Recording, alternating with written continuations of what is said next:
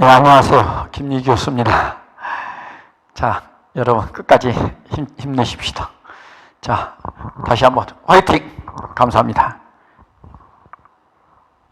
자산의 증가는 왼쪽의 차변에, 부채 자본 증가는 오른쪽 대변에, 비용은 차변에, 수익은 대변에, 차변 대변 붕괴는 거래의 반려소. 자, 여러분들 이 결산이 참 어렵죠. 제가 지금 굉장히 쉽게 한다고 하면서도 양이 많고 또 많이 그 디테일한 부분들도 조금 축약을 했어요. 그래도 지금 이 결산 파트에서만 5강까지 지금 계속되고 있는데요. 조금 정신 차리시고 이제 나가십시오. 문제, 이걸 여기 설명을 잘 들으시면 문제는 간단하게 풀리거든요. 원리를 알면. 그래서 이제 문제 풀 때는 다시 또 리메이크를 하고서 재복습을 하겠습니다. 첫 번째 유형자산에서 이제 감가상각을 하는 건데요. 제가 뭐라고 그랬습니까? 앞에 설명했던 거 좀 다시 할까요? 정리 한번 할게요. 자, 유형자산과 무형자산이 있어요. 유형자산은 감가상각을 한다 그러고요. 무형자산은 상각을 한다, 이렇게 이제 설명을 드렸어요. depreciation, amortization 이렇게 해서 상각을 한다, 이제 그 말씀을 드렸습니다. 이렇게 이제 상각하는 방법인데, 이렇게 상각하는 방법을 우리는 이제 뭐냐면은 이걸 우리는 유형자산인 경우는 감가 방법이라 그래요. 근데 이 방법이 상당히 많아요. 제가 이제 우리 세법에서는 뭐가 있냐면은 정액법, 항상 정액법이 먼저 나오죠. 두 번째가 이제 정률법, 세 번째가 이제 생산량 비례법, 생산량 비례법, 네 번째가 이제 연수 합계법, 뭐 다섯 번째가 이제 이중 체감법, 이런 것이 있습니다.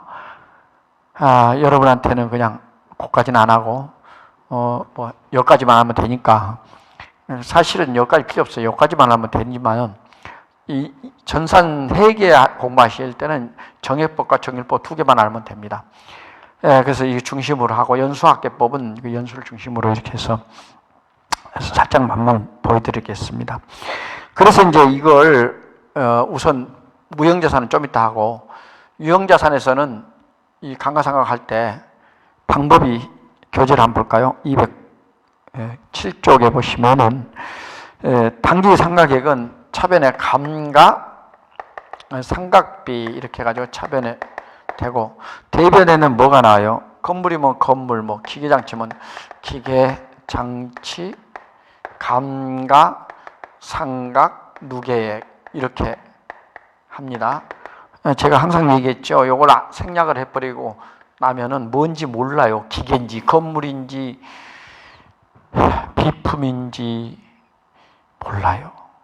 모르면 나중에 이제 헷갈리기 시작하는 겁니다. 그래서 반드시 기계장치, 그리고 전산회계 하더라도 코드 번호를 반드시 기계장치 코드 번호 플러스 1 이렇게 쓰게 돼 있어요, 프로그램이.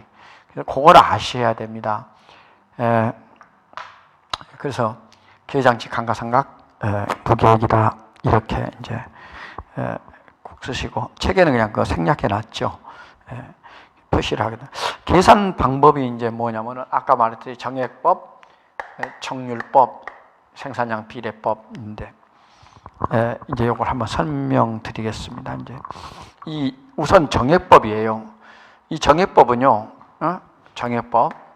이 정액법은 무슨 뜻이냐면은, 이 정액법은 직선법이에요. 그래프를 그러면 직선으로 나가요. 자, 어떤 거냐면요, 우리가 이제 감가상각에 그 3요소가 있어요. 뭐냐면은, 책을 보실까요?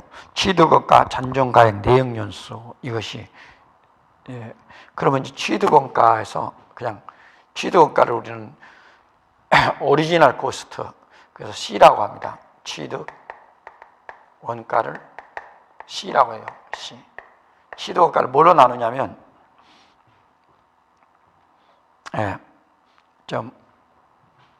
시드 원가에서 잔존 가액을 빼줍니다.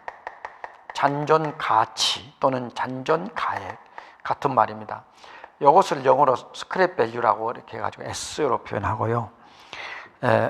그 다음에 이제 내용 연수를 나눠요. 내용 연수. 내용 연수는 바로 기계 같은 경우나 건물의 수명을 얘기하는 겁니다. 서비스 라이프라고 영어로 말하는데 그건 수학에서 N으로 표현하기 때문에 수학 기호를 따라서 N이다 이렇게 말합니다. 그렇게 나면 이제 이것이 바로 단기. 단기라는 건 1년입니다. 단기 감가 상각비가 나오는 겁니다. 그래서 이걸 영어로 우리가 뭐라 했어요? 영어로 내가 감가상각비를 D, depreciation, 상각은 A, amortization. 이 약자를 쓰는데 이걸 depreciation이라 해서 D 이렇게 합니다. 1년 두 번이 누적해서 합치면 이제 뭐라 할까요? 또 이걸 시그마 D 이렇게 하겠죠.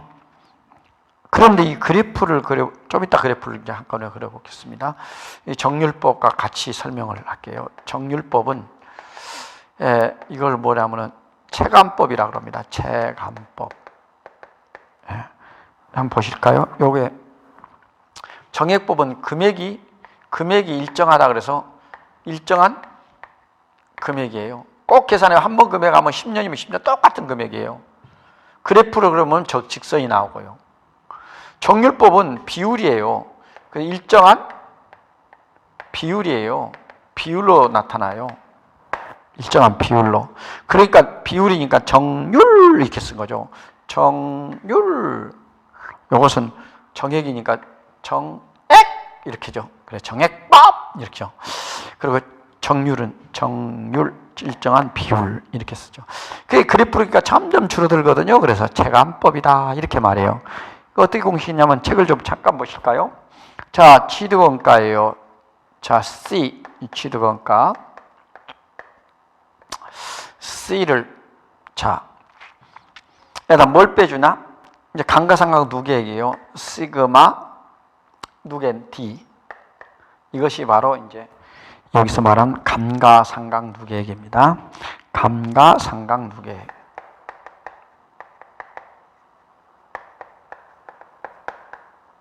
이렇게 1억을 해고 이제 요 놈을 갖다가 요 금액을 C에서 시그마 D를 요 D 감가상각 누계액을 빼주고 곱하기 뭘 해주냐면은 정률입니다. 정률. 정률을 우리는 R이라고 그러는데 이제 여기서는 상각률이라고 해요. 이게 R입니다. 상각률 이렇게도 표현합니다. 정률이라고 하기도 하고 대부분 이제 상각률이라고도 많이 표시하는데 이것이 R이에요. R. R을 곱해줘요. 이렇게 되면 뭐가 나오냐면은 이게 바로 단기 금년도면 금년도 단기 감가 상각비가 나오는 겁니다. 이렇게 해서 이제 1년의 감가상각비 이것도 이제 이 금년치는 D 이렇게 표시하면 되겠어요. 그러니까 D가 쌓인다는 건 1년치, 2년치, 3년치 이렇게 계속 쌓인다면 10년까지 간다면 뭐 쌓이겠죠. 그 합계 금액을 누계액이라고 그래요. 누계액이라면 합계, 누적액이라는 뜻이죠. 누계나 미적분할 때 쌓을 적자 이렇게 누적액. 이건 누적액이다. 누적액이라 누계액이나 같은 말입니다. 공식을 보시면서 하면 되겠어요. 그래서 이제 그렇게 되어 있다는 것을 말씀을 드리고 그래프를 한번 그려보겠습니다. 그래프를 그려보면 이렇게 나와요. 이제 제로라고 치고요. 이것은 이제 이건 연도 이제 기간이 나와요. 뭐 10년이면 10년. 이건 이제 금액이고요. 금액. 여기는 이제 금액이 나오겠죠. 금액. 이렇게. 그럼 이렇게 정액법은 항상 똑같아요. 10년이면 10년. 여기가 10년이라고 그래요. 10년, 5년, 1년 이렇게 직선이 됐죠. 뭐 여기 뭐 5년이랑 5년, 또 10년 그래서 직선이 됐습니다. 직선. 똑같아요. 이것이 바로 정액법이에요. 그런데 직선을 이루기 때문에 직선법이라 이렇게도 표현한다는 거죠. 그런데 이제 정률법을 보겠어요. 정률법은 이렇게 그림을 그려보면 처음에는요 증가해요. 처음에 크다가 점점 줄어들어요. 이렇게 기간이 늘어날수록 금액이 줄어들어요. 처음에 많이 감가상각을 한다는 얘기가 되겠어요. 처음에 막 이렇게 여기서부터 이렇게 많이 감가상각을 해요. 하다가 또 이제 줄어들고 5년이 되면 더 줄어들고 여기가 5년이라고 치면 여기가 더 줄어들고 이렇게 줄어들어요. 그래서 이걸 뭐라고 표현하냐면은 점점 줄어든다 해서 체감법이다 그렇게 돼요. 그래프로 보면 체감법. 그러니까 이제 이 정률법 이렇게 된 거죠. 비율로 줄어든다 해서 정률법. 이거 꼭 아셔야 돼요. 두 개를. 그리고 이제 생산량 비례법은 거기 설명을 안 했는데 예정 생산량하고 분의 실제 생산량을 갖고 한 겁니다. 뭐냐면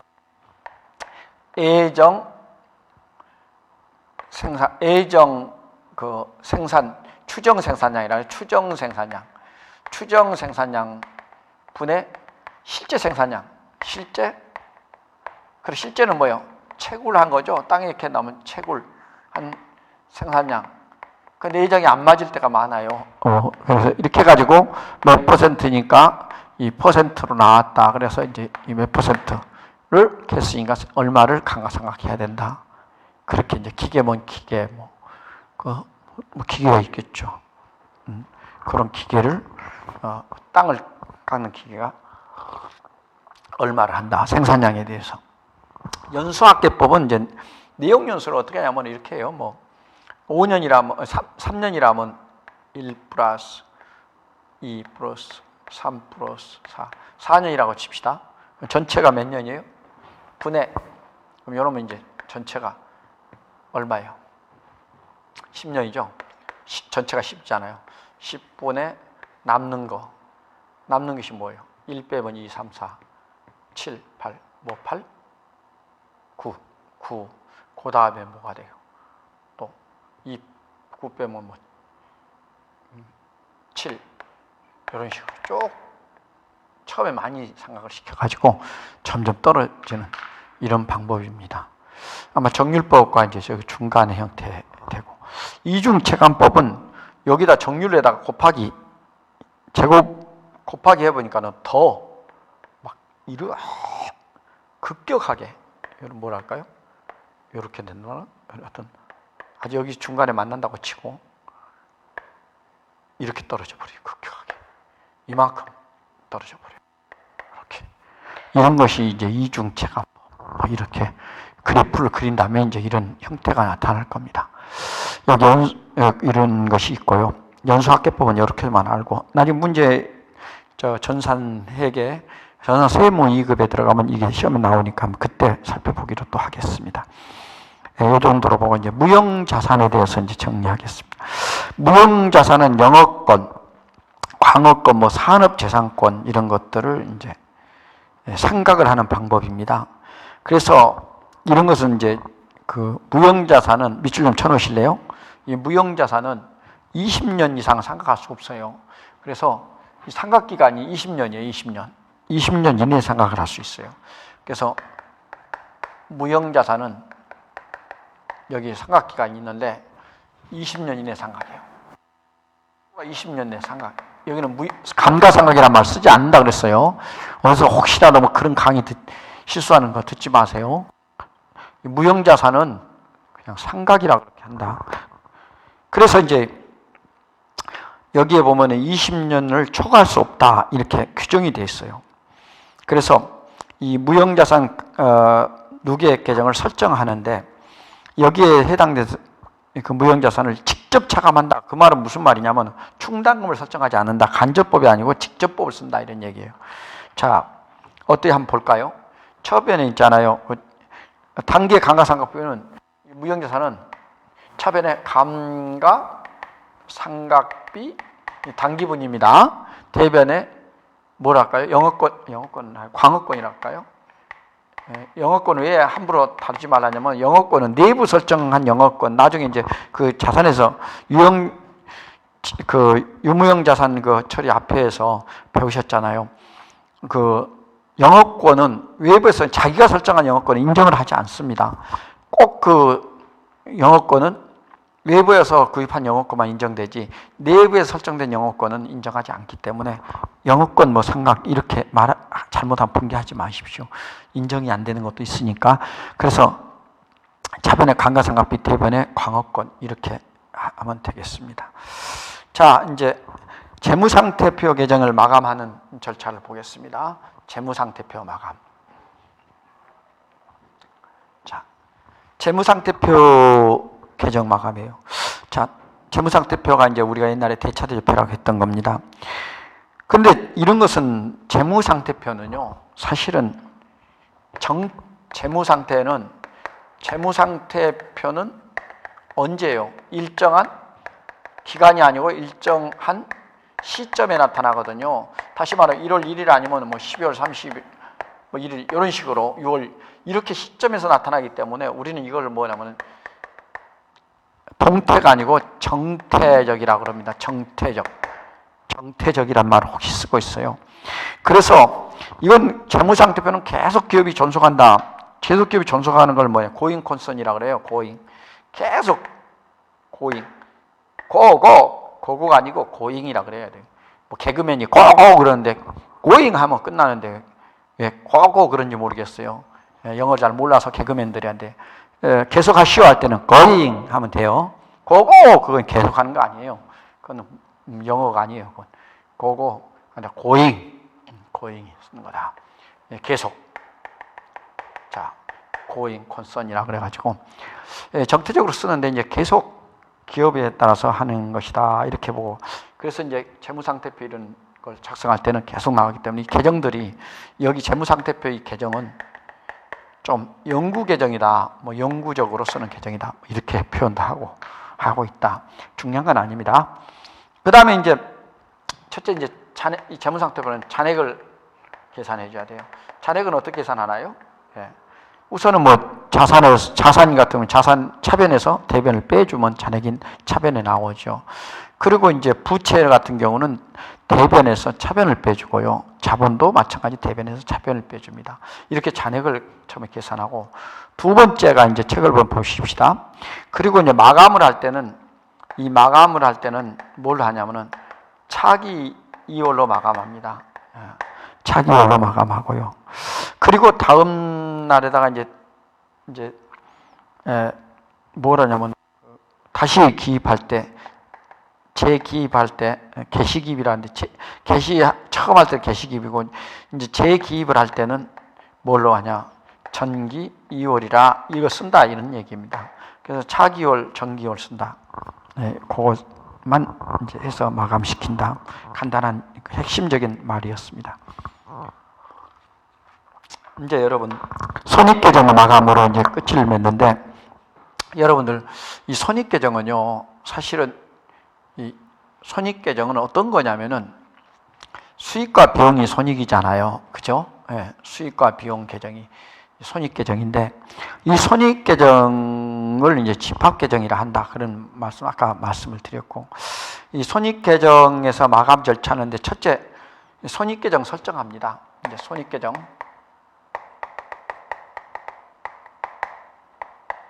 첫째는 뭘 한다?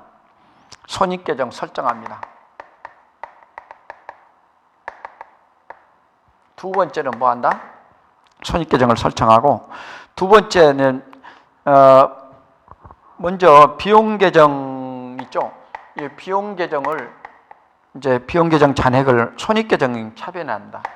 손익계정에다가 대체를 하는 겁니다. 비용을 대체하고요. 세 번째 이제 수익계정이에요. 수익계정 잔액을 이제 수익계정은 대변이니까 대변 잔액, 비용계정은 차변 잔액이라 그렇게 말을 합니다. 차변에 있기 때문에 이것을 이제 손익계정에 대변에 합니다. 손익계정에다가 대변에 대체합니다. 이렇게 이것이 지금 이제 중요한 그 마감 절차입니다. 예, 이렇게 세 단계로 돼 있죠. 그 다음에 이제 결산 분계가 이루어집니다. 이제 손익계정에 이제, 예? 결산 분계, 이거 중요하니까 좀 봅시다. 굉장히 중요해요. 이거 잘 알아셔야 돼요. 요걸 뭐라면 결산을 이제 다 했는데 결산을 못하고 하면 아니 되잖아요. 그래서 우리는 결산을 또 하게 되겠다. 자, 책에 209쪽. 자, 결산 분계가 있어요. 손익 결산 분계. 자, 첫 번째 비용 계정을 합니다. 자, 비용 계정은 차변에 있죠, 원래가. 자, 비용 계정 봅시다. 비용 계정의 결산은 원래 차변에 있거든요. 그러면 차변에 있는 걸 갖다가 여기 안 쓰겠습니다. 차변에 쭉 급여부터 시작해서 쭉 대변으로 옮겨요. 자, 대변에다 옮기겠습니다. 차변에 있던 놈 대변에 급여 얼마 XX 막 이제 또 뭐 할까요? 급여 말고 또 있어요?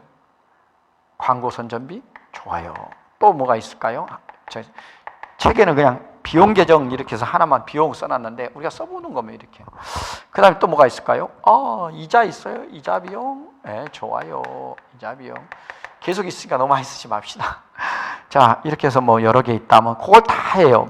그리고 여기다가 원래 이게 차변에 있던 거거든요. 대변을 옮겼으니까 그 자리에다가 손익 이렇게 써요. 얼마 쓸까요? 그러면 이거 다 했더니 합쳤더니 얼마냐 했더니 50만 원이다 그랬어요. 그래서 가정을 한 겁니다. 두 번째가 이제 여러분들 비용 계정을 이제 했으니까 수익 계정을 먼저 이제 하겠습니다. 수익 계정은 원래 대변에 있죠. 그러면 수익 계정은 뭐 두 개만 쓸까요? 매출 얼마인지 몰라요. 뭐 하여튼 그 다음에 이제 이자 수익. 아까는 뭐 이자 수익도 있고 이자 비용이 있는데 임대료를 쓸까요? 그래, 임대료를 씁시다. 임대료 여기 썼으니까. 자, 임대료 대변에 이거 다 대변에 있던 겁니다. 그리고 요 합계 금액을 이제 손익으로 해요. 자, 했더니 얼마예요? 70만 원이다 그랬어요. 비용은 50 쓰고 비용은 50 들어오고 썼고 수익은 원래 이걸 앞에서는 관계없습니다. 여러분들 이 수익은 수익 계정에 이런 계정들 더하니까 70만 원이에요. 그래서 차익을 계산한 겁니다. 이제 세 번째가 뭐예요? 이제 이익. 다시 말하면은 그 이 손익의 차익이 바로 이익이 되는데 요 차익을 대체합니다. 그냥 말로 할게요. 대체했는데 요 그림 한번 보세요. 맞아, 이 분계 한번 보세요. 요거하고 요거 어느 게 많아요? 차변 쪽이 대변이 많죠. 이렇게 많을 때는 여러분 대차 평균의 원리를 이용해서 항상 있죠. 그러면 얼마가 차변이 적습니까? 그러면 차변이 20만 원이 적잖아요. 그러면 차변의 손익 20만 원. 이러고 이제 대변에는 뭐라고 해요? 그래야 대차가 맞잖아요. 어디에 대체할까요? 개인 회사 같으면은 자본금 이렇게 쓰면 20만 원 이렇게 쓰면 되는데 지금 법인 주식회사 할 때는 자본금이라고 쓰면 안 돼요. 개인 회사 할 때는 이렇게 써야 맞는데 정답인데 주식회사라 그러면 이렇게 쓰면 큰일 나죠. 이때는 이제 뭐라 그래요? 미처분 이익 잉여금 20만 원 이렇게 이제 쓰는 거예요. 미처분 이익 잉여 20만 원 이렇게 써주시면 돼요. 예, 이해하시겠죠? 미처분 이익 잉여금 이렇게. 그러니까 내가 이걸 개인 회사는 자본금 쓰고 주식회사 같은 경우는 법인일 때는 미처분 이익 잉여금으로 처리한다. 이렇게 해서 이제 여러분하고 같이 끝까지 이제 우리가 결산에 대해서 쭉 공부했습니다. 이제 다음 시간에 이제 문제를 풀면서 이걸 응용하도록 그렇게 하겠습니다. 굉장히 여러분 먼 길 다녀오셨죠? 우리가 우리 중요한 게 이제 상품 계정에서 가장 중요한 게 재고 자산이 중요하죠. 상품 계정이 중요하고. 그 다음에 이제 또 중요한 게 매출 채권 있죠. 예상 매출권 받으름 이런 것들이 좀 중요하고. 그 다음에 이제 여러분 또 유가증권이 좀 덜 중요하지만은 그래도 거래상에서 유가증권이 꽤 중요하고. 이제 뭐니 해도 유형자산 또 한 30%는 유형자산이 중요하고. 그리고 이제 마지막 10%밖에 안 되지만은 이 결산, 이 결산 정리, 이게 굉장히 또 이걸 뭐 망가지면은 뭐 결산 자체가 지금까지 해온 것이 다 쓰러져 버리는 형국이죠. 그래서 이렇게 중요하다. 이 말씀을 드릴 수가 있겠습니다. 지금까지 공부했던 걸 전부 집약해서 하나로 묶은 것이 바로 결산 및 결산 정리 사항에 대한 내용이다. 그래서 오늘 5개의 챕터로 나누어서 오늘 5강자로 해서 이 결산을 다 마쳤습니다. 문제를 풀면서 다음 시간에 문제를 풀면서 또 하나하나 나가겠습니다. 자, 힘냅시다. 화이팅! 감사합니다.